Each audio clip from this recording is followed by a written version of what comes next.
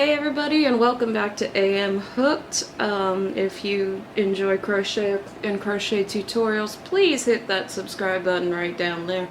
I know I usually do silent videos. I enjoy silent videos. I don't know if you guys do too, but I do. But first of all, today I wanted to do tips for tension.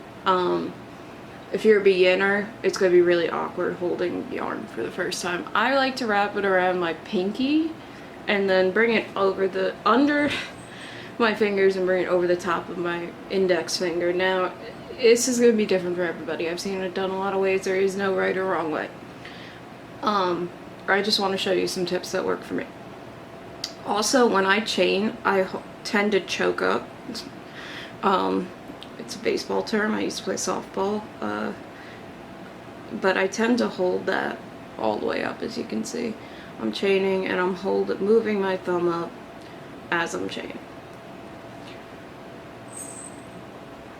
Another thing is you don't want to hold your hook too tight. When I first started, I was holding it like this. No, you just want to be nice and loose and just, it's going to turn out nice and uniform if you start to learn how to loosen your tension on the hook and hold up on the chain instead.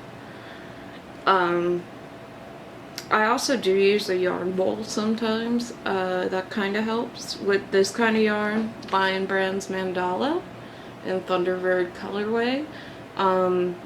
Because it's already in this kind of rolled up state, I don't really need to use a yarn bowl with that, but you can if you want. I also tend to stretch out my index finger here so that this is nice and tense so that you can just yarn over easily. I find that's a really good one. So just stretch out that finger, stretch it out, and chain.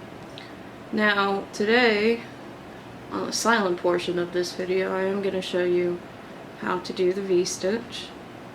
It's a very simple stitch, but I enjoy it. And then I'm going to show you how to do what I call a mesh stitch. I don't know if it really is a mesh stitch, but it looks really cool. And I'll show you a large swatch. Well, actually, it's a large triangle scarf I finished doing that.